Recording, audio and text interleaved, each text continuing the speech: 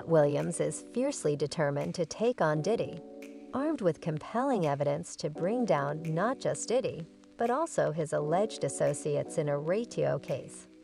His unwavering pursuit of justice is evident in his explosive interview on Club Shay, where he shocked the world with revelations about Diddy and other celebrities. Despite the frenzy his recent disclosures have caused, Katt isn't relenting. He insists that Diddy had accomplices within the celebrity world, leaving everyone stunned by the names he's willing to expose. With Katt's warning about hidden truths coming to light this year ringing in our ears, it's clear that we're only beginning to scratch the surface. For years, Katt has been dedicated to uncovering the industry's dark underbelly, focusing particularly on Diddy and his operations. His predictions have been vindicated as Diddy's misdeeds come to light, just as Katt forecasted. In less than 3 months since Katt's prediction, we're witnessing the unraveling of Diddy's secrets, a testament to Katt's uncanny foresight.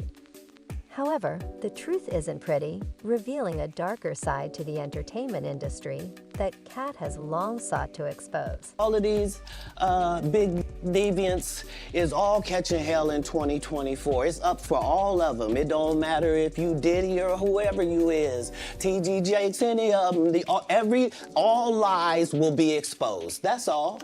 And anyone who takes that the wrong way, know why they take it the wrong way. He then dropped that infamous line about Diddy's parties and how you always had to say no to him. Now, I've had to turn down $50 million 4 times.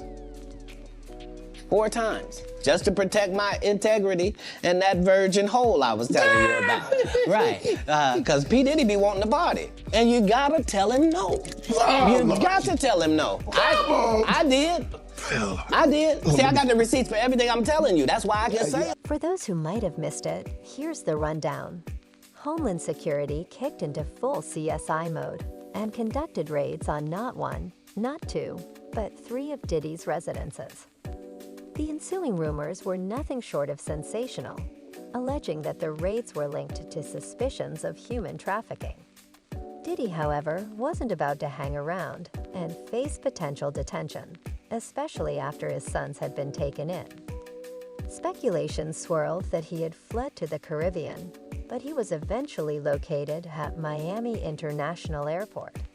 Homeland Security later addressed the raids through. A representative stated, Homeland Security Investigations, HSI. New York executed law enforcement actions as part of an ongoing investigation, with assistance from HSI Los Angeles, HSI Miami, and our local law enforcement partners. We will provide further information as it becomes available. Well, we've been briefed on the details surrounding the raid, and it's every bit as sensational as you might expect. With Diddy facing lawsuits from Cassie, Lil Rod, and 3 others, it seemed inevitable that federal authorities would eventually become involved. However, the situation took an unexpected turn when Katt Williams entered the fray, throwing a massive curveball that sent shockwaves across the internet. He claimed that Diddy wasn't acting alone in his alleged actions. Rather, he had several industry partners who were also implicated in his schemes. Katt highlighted a peculiar incident involving Diddy on the Nickelodeon show All That, where he appeared in a sketch where 2 young boys sought advice on waking up their friend. Diddy's suggestion: to use a remote-controlled toy helicopter on the sleeping boy. Pants and then control it. That's a million shades of creepy, especially when you realize that the show was written and produced by Dan Schneider, and you'll know the things that have been alleged against Stan by former stars of Nickelodeon, from Jeanette McCarty to the recent docuseries Quiet on Set: The Dark Side of Kids TV. That scene is more than enough to give us the creeps. But Dan Schneider is not the only one that Katt accused of being in cahoots with Diddy, because he also straight up accused Diddy and Jermaine Pry of doing some inappropriate things to the members of Criss Cross Yep. I'm talking about the hip-hop duo that had the music scene in a chokehold back in the 90s. They were Discovered by Jermaine Dupri in the 90s, and according to Katt Williams, some bad things happened to them under Jermaine's watch. Y'all remember when Katt went on a rant and called Jermaine and did out for being inappropriate. Jermaine slammed Katt for this, saying, "You must be out of your ******ing mind. I should sue you for writing this disrespectful *** on my page. *** out of here." Katt delved into the archives and uncovered a vintage interview with Criss Cross, revealing their discomfort around Jermaine during their initial encounter. In the revealing interview, Chris Kelly candidly shared his unsettling experience, expressing his unease with Jermaine. "We were simply playing video games at a mall in Atlanta when, out of nowhere, this guy approaches us and expresses interest in collaborating as rap musicians. That guy turned out to be Jermaine Dupri." Chris Smith then added, "We had no idea who he was. In fact, I told my dad that I thought the guy was probably a kid. Yeah, he basically just looked at us all funny and asked us if we wanted to rap. We were kids, so it was like asking us whether to go to school or to try to become huge stars. Of course, we opted for the choice of major stars, and yeah, that's undeniably unsettling." According to Katt, the boy's instincts were spot on. He then shifted focus to bigger names like Jay-Z. And you know the internet pays attention when it comes to him, given his long-standing association with Diddy, which has fueled speculation for years.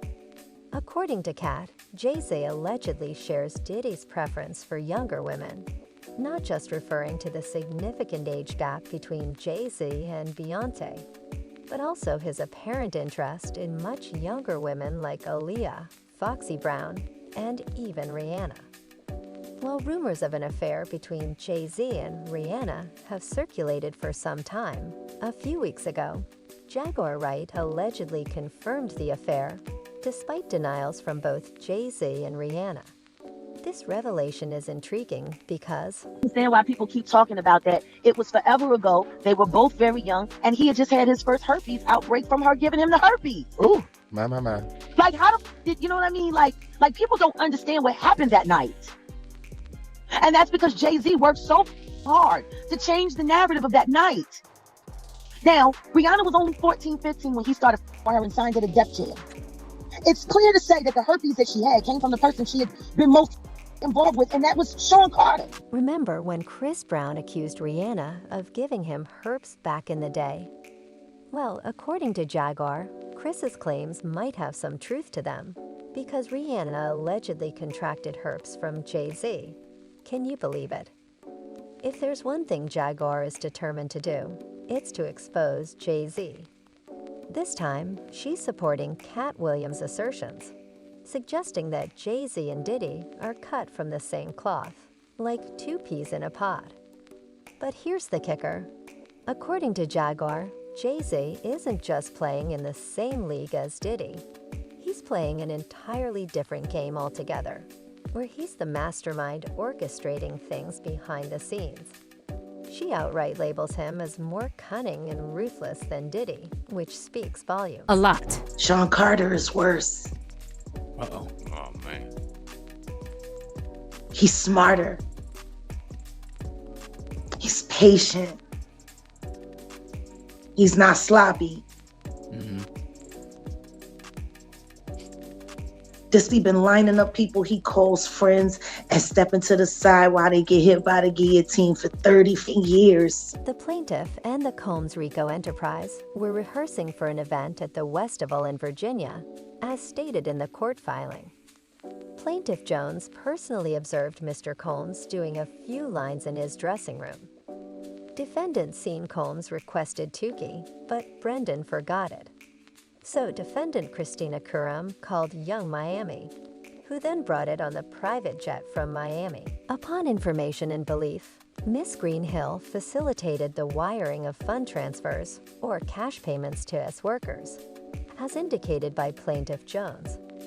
Defendant Jen Combs boasted about having several women on a monthly scheme, according to Plaintiff Jones. The women who received these payments are Carisha Rome Brownlee, also known as Young Miami, Jade Remy, also known as Jade, and Daphne Joy Cantus NVZ, also known as Daphne Joy, who were compensated with a monthly fee for their work as Mr. Combs workers.